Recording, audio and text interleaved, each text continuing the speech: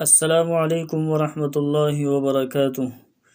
عزیزان گرامی، بہت دنوں سے دلی تمنا اور خواہش تھی کہ میں کوئی ایسا کام کروں کہ جو میری نجات کا ذریعہ بن جائے اور باری تعالیٰ بھی مجھ سے خوش ہو جائے۔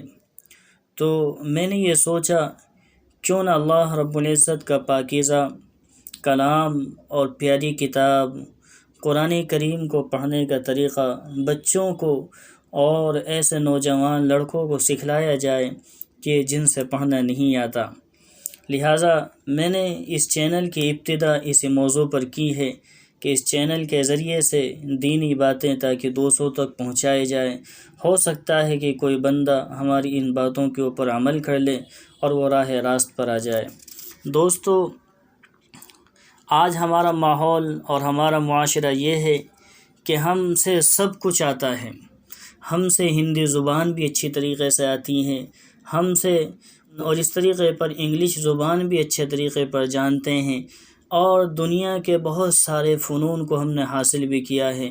کوئی ڈاکٹر بن رہا ہے، کوئی انجینئر بن رہا ہے، کوئی کچھ بن رہا ہے، اور ٹیکنیکل لائن کے اندر آدمی ایک سے ایک آگے بڑھتا ہوا چلا جا رہا ہے۔ یعنی کہ ہر ایک چیز کے اندر انسان آگے بڑھ رہا ہے، لیکن اگر نہیں بڑھ رہا ہے اور اسے نہیں آتا ہے کچھ، تو صرف یہی کہ وہ اللہ رب العزت کے پاک کلام کو نہیں پڑھ سکتا، اس سے پڑھنا ہی نہیں آتا۔ اس نے دل کے اندر کبھی ایک خواہش اور چبھن محسوس ہی نہیں کی کہ میرا پروردگار مجھ سے کیا چاہتا ہے۔ اس لیے دوستو، اپنے دل کے اوپر اس چیز کے بارے میں ٹھان لو کہ انشاءاللہ اب تک جو لاپرواہی ہو گئی وہ ہو گئی، لیکن آئندہ آج سے ہم مکمل طور پر تہیہ اور ارادہ کریں کہ اللہ رب العزت کے پاک کلام کو پڑھنے کی پوری کوشش کریں گے۔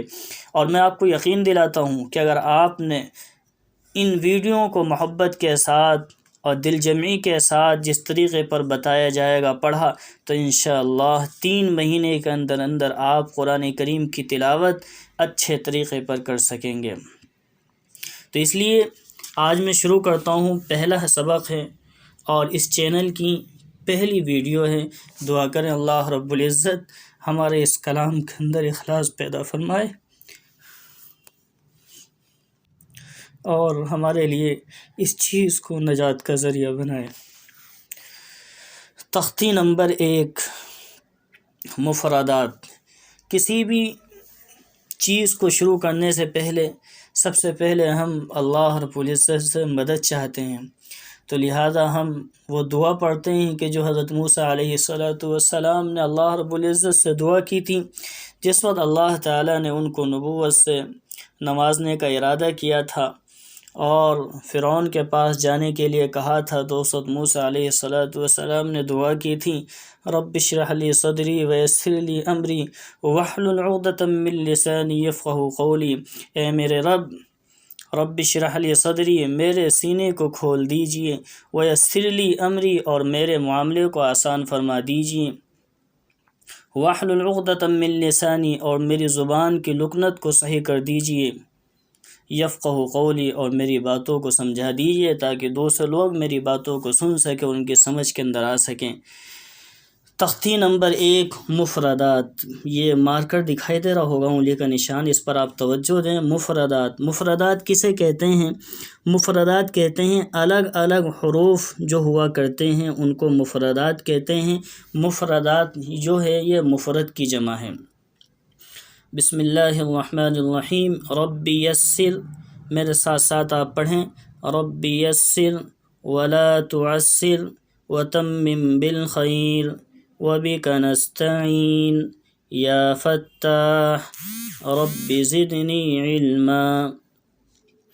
رب یسر کا معنی بھی میں آپ کو بتا دوں، اے میرے رب آسان فرما دیجئے، ولا تعسر، اور مشکل مت پیدا فرما، وتمم بالخیر، اور خیر کے ساتھ مکمل فرما دیجئے، وبک نستعین، اور آپ ہی سے ہم مدد چاہتے ہیں، اے کھولنے والے، رب زدنی علما، اے میرے رب میرے علم کے اندر اضافہ فرما دیجئے۔